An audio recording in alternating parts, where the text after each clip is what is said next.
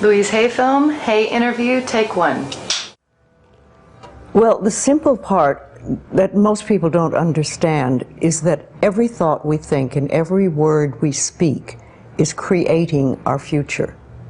It's as though our thoughts go out into the universe and are accepted and brought back to us as experience. Now that is a very simple thing, but most people don't get it. They don't understand it. They've never heard it before and they think it's ridiculous. But if you can really accept the fact that every time you think a thought and every time you speak a word, you are literally painting your future, making your dinner, whatever you want to call it, you are creating. And you're creating your own life.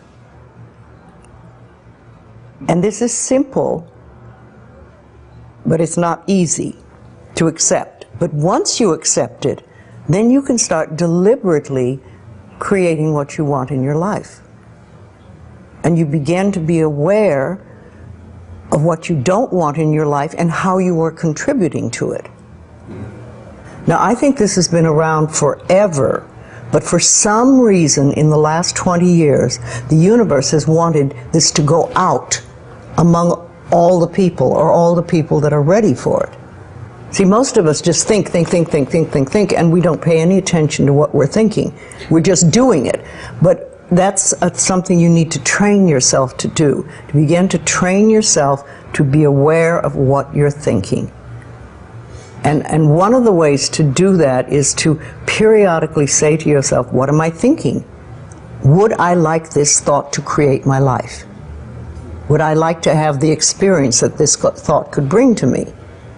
Now, it takes a while to do that, but even if we could begin on the smallest level to be aware of our thinking, we can start to make changes. To begin with, you start by doing what we call doing affirmations, and that is making positive statements about your life that are positive. And you do them deliberately. You might do them in the morning, you might do them at noon, you might do them at night, you might do them, twice a day or whatever. But you do this and you let this become a habit. And as you start to do them, things will begin to change, maybe on a very small level. I call it getting the green lights in the parking places. I mean, they're not huge things in your life, but it can be very nice when you get 3 green lights in a row and you're in a hurry. Doing an affirmation is either writing it down, writing it on the wall or the mirror, or using just saying it. What I like people to do is to stand in front of a mirror and do their affirmations. Because there's something very powerful about looking in your own eyes and accepting yourself, or noticing that you reject yourself when you're saying something positive about yourself. So that would be a very beginning way to start. Say in the morning, you get up in the morning, you go to the mirror, and this is a big one and it's hard for lots of people. But you look in the mirror and I say, I love you. I really, really love you. And to begin with, that can be so hard for people because they think of all the things that they think are wrong with them. But if you can start your day saying that, it's very powerful. Remember, I'd like to think the universe is listening to everything you say and everything you think and saying, okay, you can get that. So then it starts to bring you in and bring things into you. And I know this sounds far-fetched, but it's amazing how it works. If you do a good general positive statement for yourself, the universe will figure out how to manifest that, how to bring that about in your life. So things could happen that you wouldn't expect at all, but they will happen. If you think of doing your positive affirmations is like planting a seed in the ground. It's not necessarily true at the moment, but it is something you want to have be true. So you put the seed in, and you plant a seed and you expect it to grow. Or you maybe plant 3 seeds just in case. You expect them to grow. And you don't wait 2 days and then dig in the earth and say, what's happening, what's happening? You expect that thing to grow because you know there's a law and a process. And the seed will grow if it is in the right soil and it has the right amount of moisture. Making it really a habit and doing it every day. Doing something every morning when you wake up, that's a really good time. And another good time is when you go to sleep at night. And gratitude works a lot. If just being grateful for everything. The more, I always say the universe loves gratitude. The more you're grateful for what the good is in your life, the more good you get to be grateful about. Mm-hmm. And it's like, you know, if somebody gives you a present or gives me a present and I say, oh my God, I hate that color and it doesn't fit, and you know, that person will never give me another present. Mm-hmm. But if you say, oh, it's wonderful and thank you, I really adore it, it's great, that person is probably going to want to buy you a present every time they see something they think you would like. And it's like that with the universe. The universe loves gratitude.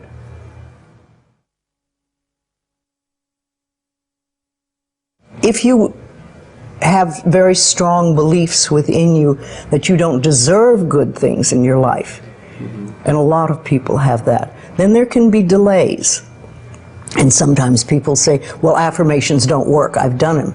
But when they're doing, for instance, prosperity affirmations, and they've done some prosperity affirmations, and they say it doesn't work, nothing's happening. And I say, well, all right, how many prosperity affirmations did you do in a day? And they'll say 3, probably. And they say, all right, how many poverty affirmations did you do this day? And that could be 300, depending on where you're coming from and what is running through your mind.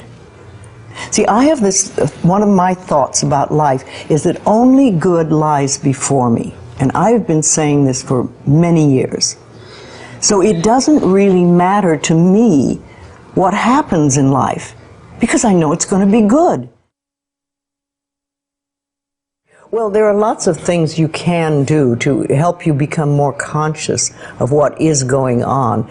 And because so many of our belief systems really are unconscious or subconscious, we're not aware of them. They're just things that were bred into us as we were children, is to take a little time to figure out what they are.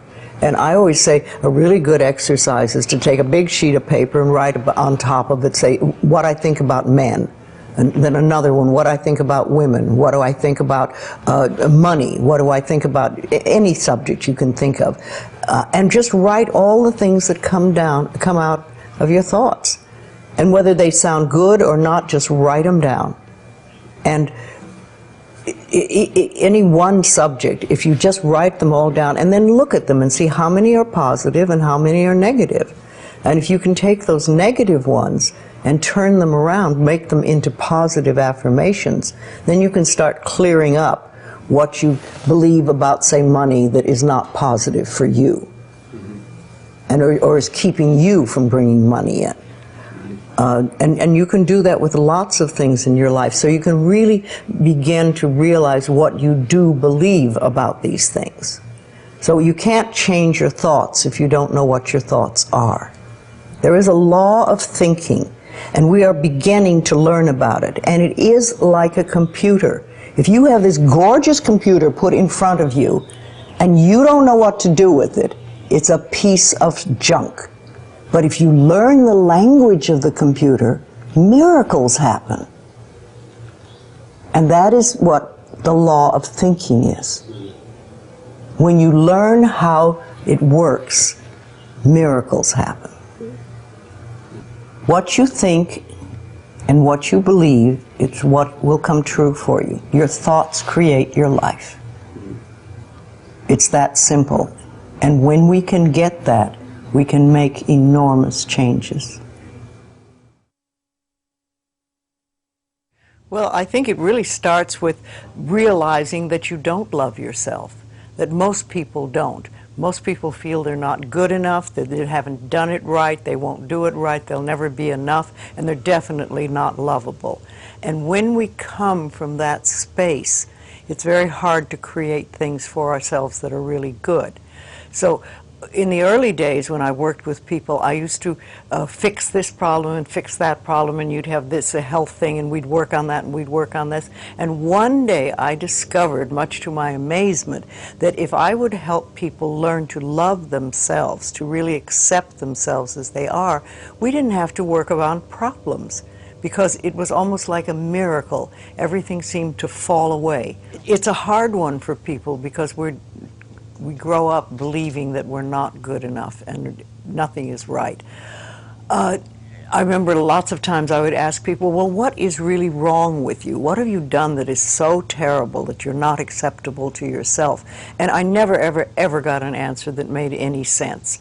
You know, they might say something like, well, I'm too fat. Well, so, you know, but when you talk about loving yourself, a lot of people think that that's vanity, but it isn't really. It has nothing to do with that.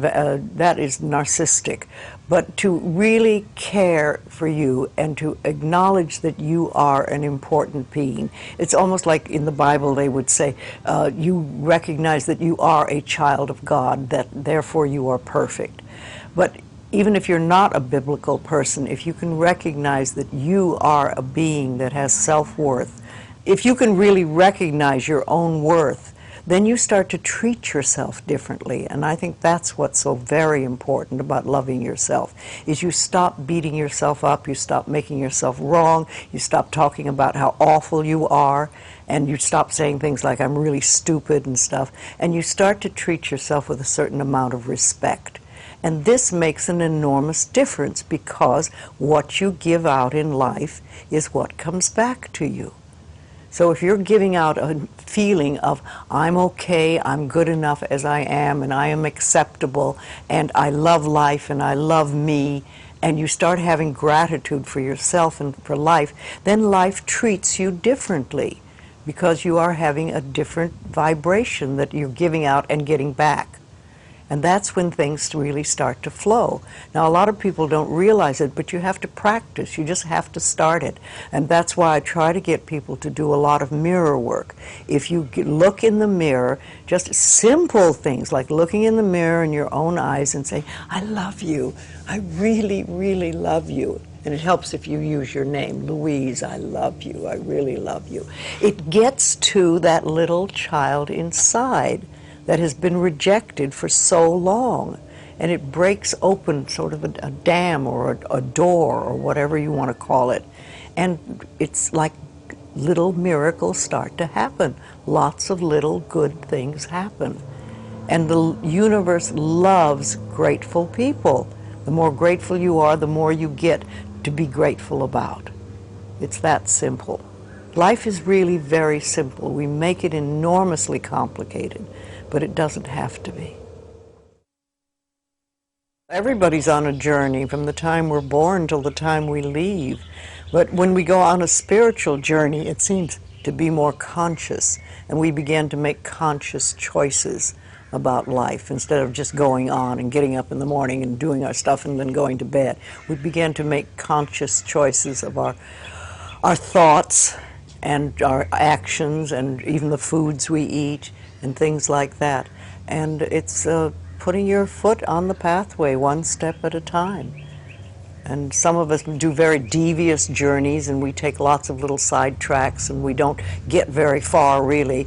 And some of us just are very conscientious about it and go one step after another and go closer to our pathway, which is really, to me, I think enlightenment is letting go of all the things we believe that are not benefiting us in life, or that are barriers to our life, to the good things in life, and to release them one by one and just think, I don't have to believe that anymore, or do I want to believe that anymore? And making a conscious choice. When we can understand that every single thing we believe has been a choice, and it may or may not be true. It can be true for you and not for you, because it's your belief system and your belief system, and then I have my belief system. I say a lot, that may be true for you, it's not true for me. I may not say that out loud, but people are doing things or saying things, and I think that to myself a lot. And also, it has nothing to do with me. Whatever's going, that has nothing to do with me, because I'm under the law of my own consciousness. This is my pathway, and you have your pathway, you have yours, everybody does. So we're all on a journey, and I think the more conscientious we are about it, and the more conscious choices we make, the better our journey is, or the easier, or the swifter, or we get more goodies, or we have better health, all that stuff. But when I was beginning to work with people in the early days, I paid very close attention to what people said. And it became a habit with me, and I still do. I listen to what people say more than, you know, the words they're using and everything. And so often I think, oh, if you just wouldn't use those words, if you just take those 3 words out of your vocabulary, because people use negative words a lot, the same ones over and over again. Yes, I hear words, much more than other people. What words would you take out of the vocabulary? Well, should to begin with. That's a big one. Because every time you say should, you're making yourself wrong. Either you were wrong, or you are wrong, or you're going to be wrong. So take that one out completely. And just a lot of negative expressions that people use. I'm not good enough, or this will never work, or oh, it's a rotten day, or, you know, there's just tons of expressions, and we use them over and over again, and they don't do us any good at all. Everybody's journey is individual, because we start from different places, so we can't all be having the same journey. But I think we all get certain ahas, and that's when we've sort of learned something. We say, oh, okay. And then if we can keep that, what we've learned, and practice it, then we've made another step and we can move forward. Yes, it's a lifetime journey, and we never stop learning. I'm 80 and I'm still learning. Though the lessons are easier now than they used to be. I like to think of it when we start, we have all these boulders in front of us on our pathway, and we start to get the boulders out of the way, and you finally get to the point where it's gravel. And gravel you can handle, you know, and you can sweep gravel, and you can do things. So, and then occasionally there's an old boulder. Rolls back into your path. You think, oh, I thought I had that one, but not completely. And you know, also I think that when we learn lessons, we think, oh, I've learned that one, it'll never happen again, I've done that, and that's it. Well, how do you know you've done it unless it comes by once more, and see how you react? Have you really learned it? Is it really nothing for you? Have you gone beyond that? Or are you going to go right back into the same old reaction? See, we're never wrong. That's what we need to learn that. We're always doing the best we can with the understanding and awareness and knowledge we have at that moment. I have a very firm belief that only good lies before me. And with that belief, it doesn't matter what comes, because it'll be only good. And I want it to be new and different and exciting and stuff. No, I'm in my 80s now, and new things are happening. So let it roll. Louise Hay film, Dyer interview, take 1. It seems to me that I have always known this, and that I came into this world knowing that you become what you think about, whether you want it or not. I was really very blessed. I lived in an orphanage until I was 10, in a series of foster homes with my older brother, but he was sick quite a bit. He was very anemic, and I used to have to help him as a young boy. He was 16 months older than I was, and this was when I was 4, 5, 6, and 7, and so on. And I can remember I lived out in Mount Clemens, Michigan, at 231 Town Hall Road with a lady. Her name was Mrs. Scarf, and she had a lot of children would come and go from there. And I was in a foster home because the circumstances at that time were such that my father had walked out on his family, and I was born in a depression, and there was no welfare and things like that in those days. So it was like people just helped each other out. And my mother was working as a candy girl in Detroit, on the east side of Detroit, earning $17 a week, and she just didn't have the money and wasn't able to provide for her children. So we lived out at this one particular place, and I can remember whenever a new child would come to the house, they would always say, "Go find Wayne." And I would be out in the back. They had orchards there, and this was no hardship. This was no difficult thing for me. This was a great blessing, I think, in my life. Those earliest days. And I can remember a girl named Martha came, and they were dropping her off for basically the same reasons that we were dropped off there. And they said, "Go find Wayne." And I came and I started talking to Martha, and she was crying, and she was all upset, and she was sad, and I was trying to convince her that she didn't have to be sad, that this was, and I remember saying to her, "This is a great place, there's no parents here. You can do pretty much anything that you want. I mean, you've got a lot of freedom, and we're going to have a great time."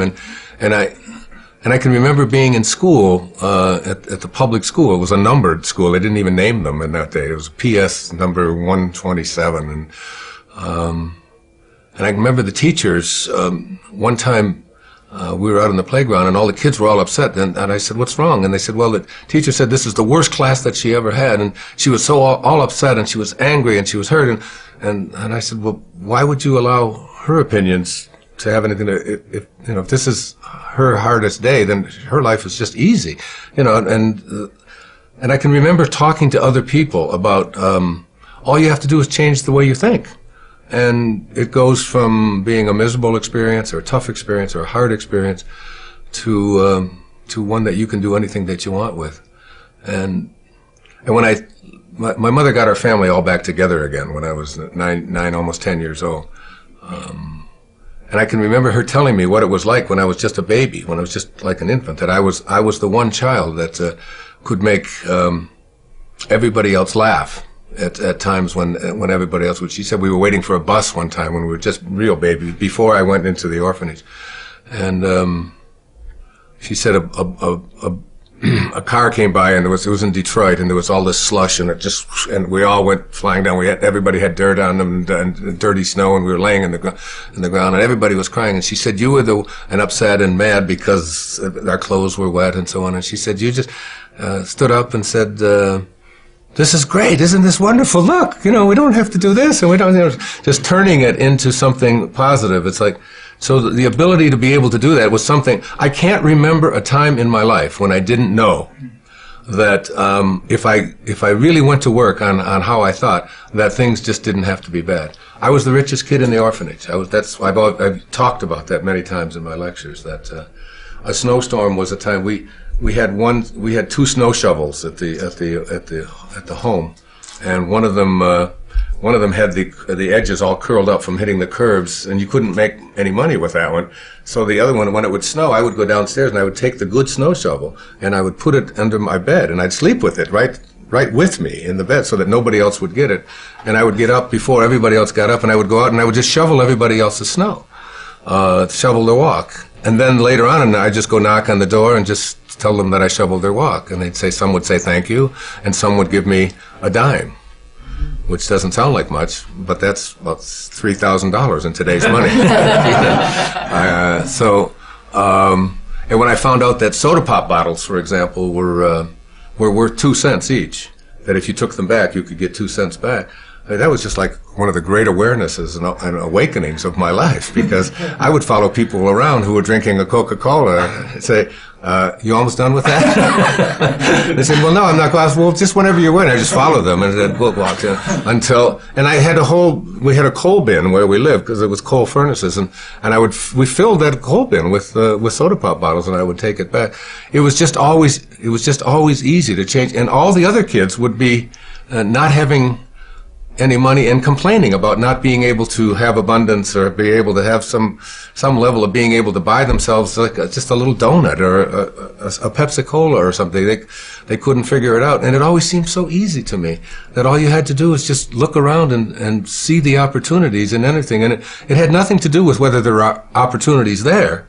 There always are opportunities. You know, I'm 67 years old. I have never, ever been unemployed or even can't even deal with the concept of unemployment. It isn't that I've had no job. I've always had more jobs than and it isn't because I've been through all good economic times. There've been some pretty sour economic times over the last 50 years or so. I just have never known how to think any other way than if you change the way you think about things, you can create whatever it is you want for yourself in your life. It's just a simple knowing. I mean, I've made a living talking about it. I've written lots of books about it and so on, but I have always lived it and practiced it, and I still do today.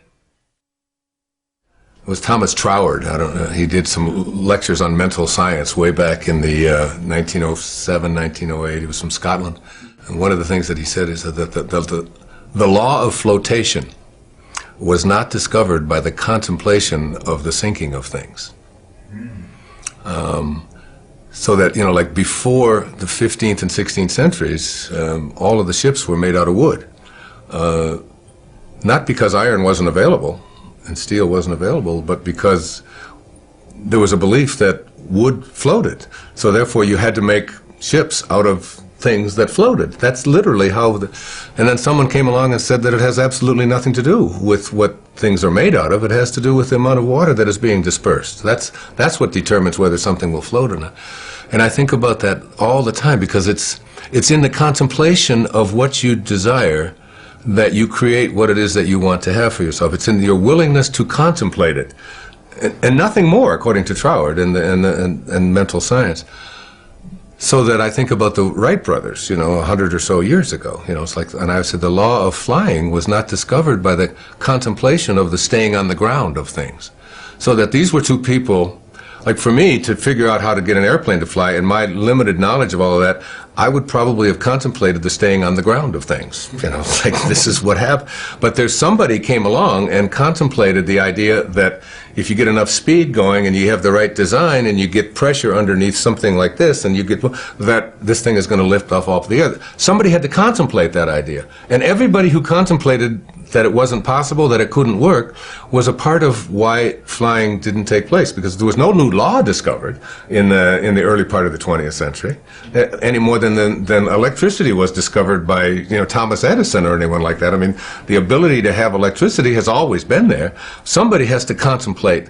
So it's like in your own personal life, your willingness to contemplate yourself as a person who is capable of attracting into your life what you want, having the kind of relationships that you want, being able to have abundance where you know, scarcity always exists. All you have to do is begin the process by being willing to contemplate the presence of that in your life. And I've always been a person that I can remember throughout my life as someone who could contemplate myself being able to do things that most people couldn't. And I can give you a good example. When my mother got us all back together and we were living in Detroit, on the east side of Detroit, and we got a new television set. It was a black and white, it was a screen about this big, it was an Admiral, and we had it in our home, and it was like, oh my God, black and white television, you know, you remember Uncle Milty and all and so on.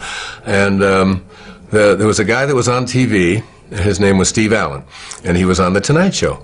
And I was 11, 12, 13 years old. I was born in 1940, so I was 51 or 52, and I used to stay up every night and watch The Tonight Show.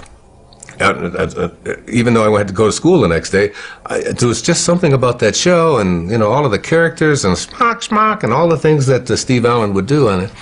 And I would come down when I would be talking the next day, and I would be telling my mother and my two brothers that when I do The Tonight Show, this is what I would say. I wouldn't have said what Louie and I say, the way reacted, how he reacted to that. I would have said this, and I used to do this, and my brothers and my mother would say, "That's just Wayne. He's just nutty. He thinks he's on The Tonight Show. He thinks he's going to do The Tonight Show."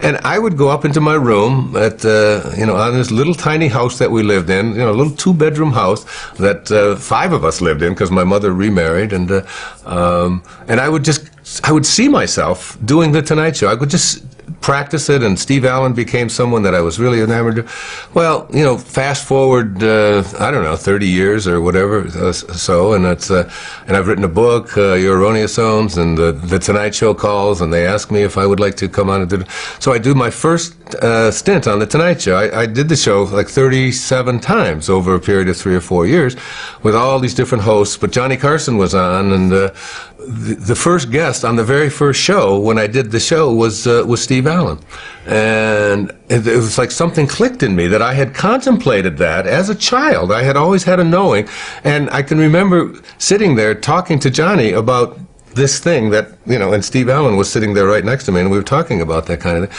So that by putting my attention on something, it wasn't some deliberate thing that I was doing, you know, when I was 11 or 12 years old that was designating that I was going to be a person who was going to be appearing on talk shows 30 years from now. It was just an awareness a willingness to contemplate myself in that kind of a place. And I think the power of contemplation is the thing that most people haven't harnessed yet. And when when you harness it in your life, there's absolutely no limit to what you can attract into your life. If you absolutely stay focused on what it is that you know you're going to manifest and attract, you're not going to do it in your time. You know, Jackson Browne sings a song, it says, and creation reveals its secrets by and by. I mean, you can't push the river. You can't, it's all done in divine time, but it will show. It will show. It will manifest. It will attract itself. And I'm never surprised any longer about anything that I put my thoughts on that I can attract it into my life. I just absolutely know that law of attraction and that it absolutely works. And I have absolutely no doubt about it. And I feel as if, like, before I even came into this world, when I was in the world of spirit, that I had a conversation with God. And it was God saying to me, like, what would you like to do in this lifetime? And I said, well, I'd really like to spend a lifetime teaching self-reliance, because that's truly all I've ever done since the time I was just a little boy, through all my life. I mean, I could just go through all of the things that I've done. It's been always about teaching self-reliance. And God said, it's like, you're sure you want to spend a whole lifetime teaching self-reliance? I said, yeah, that's what I want to do. And he said, well, we better get your little ass into an orphanage then. You know? Rumi said, this ancient Persian poet, brilliant, beautiful poet, he said, sell your cleverness and purchase bewilderment. It feels like bewilderment. It feels like awe. It feels like, even as I think about it now, I can feel myself tearing up behind my eyes, because only I know what is going on behind my eyeballs. It feels like so glorious and so sweet and so trusting, so knowing. You know, there's just this powerful knowing that you're not alone. There's this, you know, that it's like there's a safety, there's a sense of that you're not alone. I had this great experience years ago. There's a friend of mine. He's on KTAR radio station in Phoenix. His name's Pat McMahon, Irish Catholic guy, and Mother Teresa is to be his guest, all right, on the same day that I'm his guest. So we're in the studio, you know, and Mother Teresa comes in. Now she's about 4'10", maybe weighs 80 pounds, and she's there to talk about a homeless shelter that she slept in the night before, to tell the people of Phoenix about this homeless shelter. And I'm there to talk about a book that I don't know which one it was. It was 10, 15 years ago, and so Pat tells Mother Teresa, "Is there anything that I can do for you?" And you can imagine the bewilderment and the awe that this is an Irish Catholic guy from, you know, living in Phoenix, and Mother Teresa, a saint, is coming there, and you know, he's just bewildered. He's beyond bewildered. He just doesn't know what to do with himself. He's just so honored, and he says, "Is there anything I can do for you? Is there anything I can do?" And she said, "No." She said, "I just came here to talk about the homeless shelter." He said, "But Mother Teresa," he said, we have a 50,000 watt clear channel station that goes in every direction." And it's like he's got his ego involved. Like, we can help you to raise a lot of money for your work and your mission in Calcutta. And she said, "No, No, I'm not interested in raising money or your radio station getting a... She said, I just want to talk about the homeless shelter, that's all. And he's exasperated. And finally, and he's down on his knees. Really. And finally she says, stand up. She said, you seem so serious. She said, there is one thing that you can do. And he just stood up and he said, well, what is it? I'd do anything. She said, well, tomorrow morning, she said, get up at 4 a.m. And she said, and go out onto the streets of Phoenix and find someone who's living there, who believes that he's alone, and convince him that he's not. That's what you can do.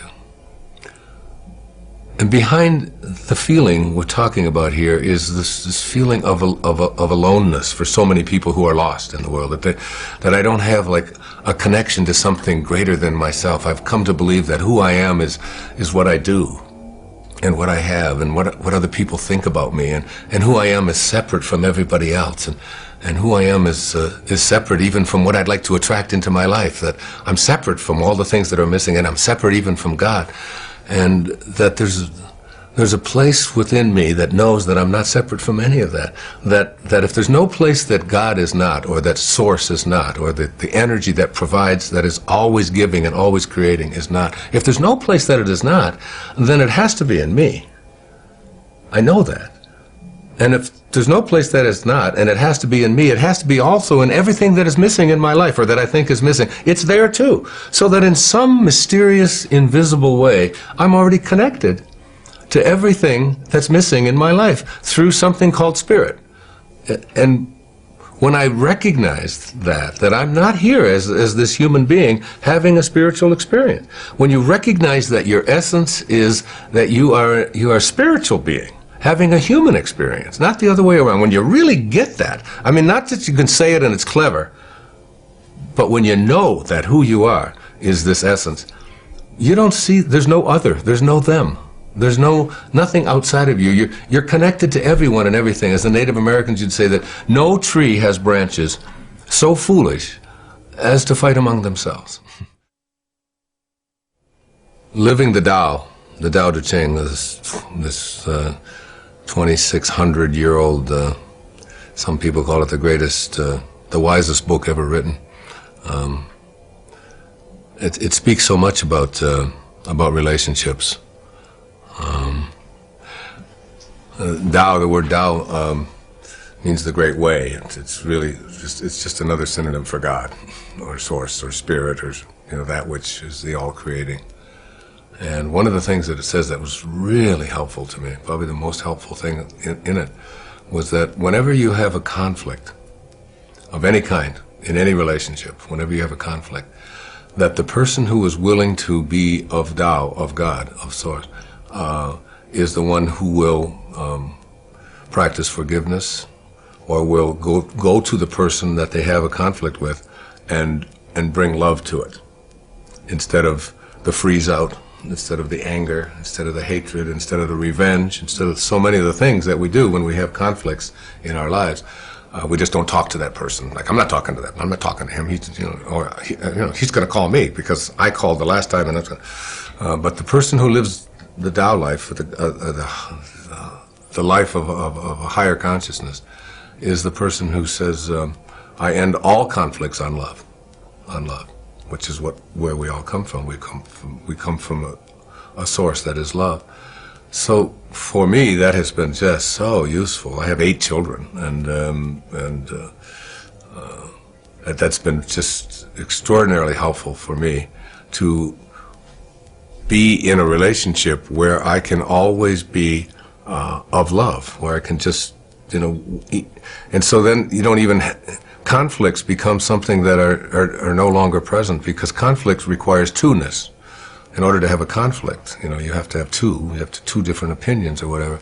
But if you live in oneness, if you really see yourself in everyone else, see yourself in all the things, including the plants, including the animals, and including all beings and so on. If you just suspend this ego part of you and just see yourself in that other person, then your arguments are really with yourself. and your hatreds are really about yourself, and you begin to really see that I don't have to project anything onto anyone else that isn't what I choose to be. You do U-turns in your life. I've done U-turns in my life, and it's having the curiosity, it's having the willingness to say, this isn't working for me. You know, it's like you get bit by a snake, and you're bit, okay? So, but the bite doesn't kill you. You're still there, you know? You don't die from a snake bite. You don't die from you don't get hurt from what somebody else does to you. It's the venom that continues to pour through your system after the bite. That's what causes difficulties in relationships and so on. And when you recognize that to be angry, to be full of revenge, I mean, I could bring anybody in this crew in here and do a muscle test with them and ask them a question to hold your arm out like to hold your arm out like this, and think about somebody who's abandoned you or abused you, who did something that you didn't like, who borrowed money from you and didn't pay it back, who walked out on you, someone that you hate, and just for a moment, hold your arm out as hard as you can. I'm going to put 2 fingers right here, and I'm going to push down, and you think about getting revenge. You just think about, even if you don't want to do that, just think the thought of, I'm going to get even with that bastard for what he did or what she did. I'm going to really get even with him, and you push, and that you find out that they have no strength when you think a thought of revenge. There's no strength in there. Kinesiology, say a very simple test. Then if I say to yourself, okay. I have somebody that. Okay, sit down. All right, here, come over this way. Okay, just put your arm out. Like here? No, over here. Over here? Yeah, just hold this. Okay. Okay. Now, I'd like you to think of, first of all, tell me your name. Michael. Michael what? Gorgian. Is that the truth? Yeah. Tell me you're telling the truth. I'm telling you the truth. My name is? Michael Gorgian. And that is the truth? Okay, That's resist me as hard as you can, okay? And I'm going to just push down, okay? So that's the truth. Now, for just 1 second, just make up a name. But tell me that it's the truth. I want you to lie to me. What is your name? My name is Ron Garcia. My name is Ron Garcia. Is that the truth? Yes, that's the You're truth. You're telling me the truth? That's the truth. Say it again. My name is? My name is Ron Garcia. And that is? The truth. Hold that thought. Hold that thought. You see the shift? Can you see a change in you? Mm-hmm. Can you see a slight change in you? Yeah, okay, you're strong. That. Okay. Yeah. Now I'd like you, I'm just doing that for a little bit. Yeah. Okay, now I'd like you to think about someone. I'd like you to move over this way. There we go. I'd like you to think about someone in your life that abused you, abandoned you, that did something without any details. I don't want to know any of the details. Yeah.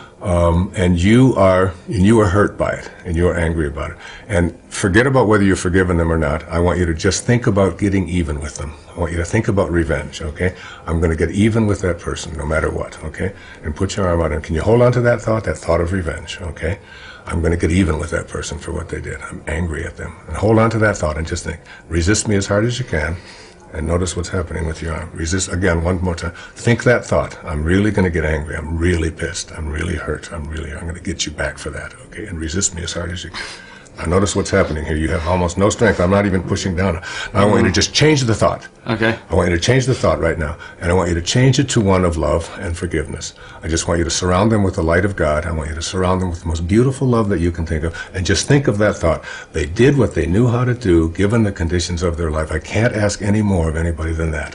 Put your arm out. Put your arm out. Resist me as hard as you can, and forgive them in your heart. And forgive them in your heart. Now get even, get angry, I'm going to get really even with them, and watch what happens. Can you see the change? Okay. That's how it works. You see? Every thought you have of shame, every thought you have of anger, every thought you have of revenge is a thought that weakens you. Every muscle in your body. It's even in your eye. Well, I think, I've like I couldn't look at you when my attention I could goes see the shift. somewhere.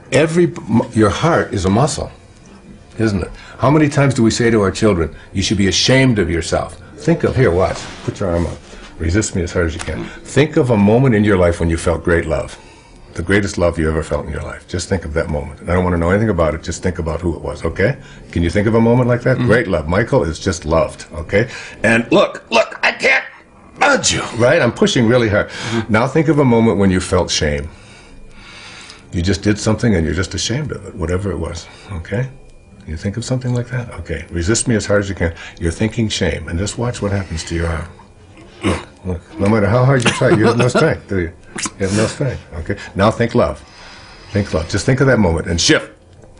You see the change? Now think shame. I'm trying hard. Yeah. Think shame. Just think of shame. You're ashamed. You're really ashamed. Whatever you did, you're really ashamed. You really screwed up, okay? Resist me a second. Look, you have no strength. Look, you can't think. You know where I learned it? I learned it from my dentist. What? My dentist. I had crowns put into my teeth, and he would get me out of the chair. I said, "Who's this crazy man?" You know, he'd get me out of the chair. He was adjusting the occlusion. He'd say, "Bite down, bite down," and then he'd, and if I'd go weak, he'd say, "It's not right yet," and he'd put me back in the chair. Beep, beep, beep, beep. He'd adjust it a little more, and he said, "Now it's perfect," and it always was. It always was. Wow. This is the power. Who's your dentist? It's like what we just demonstrated here is the power of the thoughts that we have. What a thought of shame, a thought of anger, a thought of revenge, what it does to the muscles of our body. The muscles of our, it's like the reason I ask you to tell me a lie, you know, is because I wanted to test your body, because your body wasn't made by your parents. We like to think that our bodies were made by our parents. That's because you look a certain way and all of that. But if we take the tiny little drop of protoplasm that created you,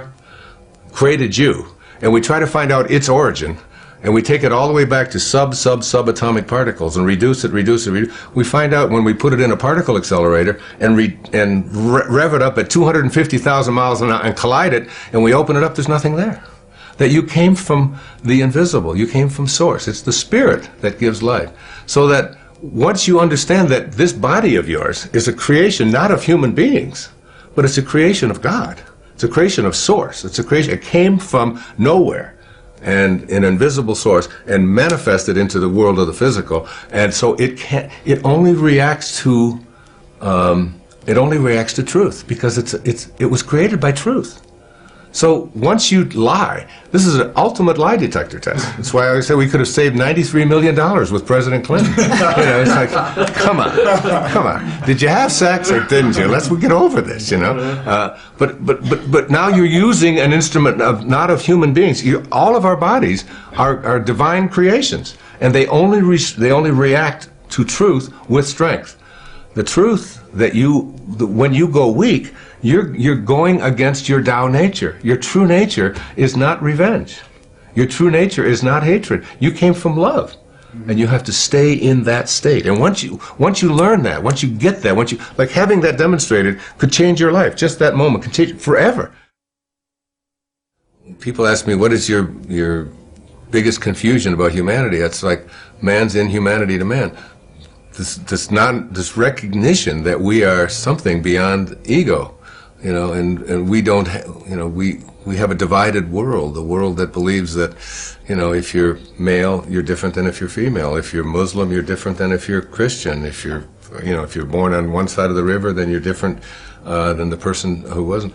And we've taken on all of these ego beliefs. And my real strong thing about it is that I think that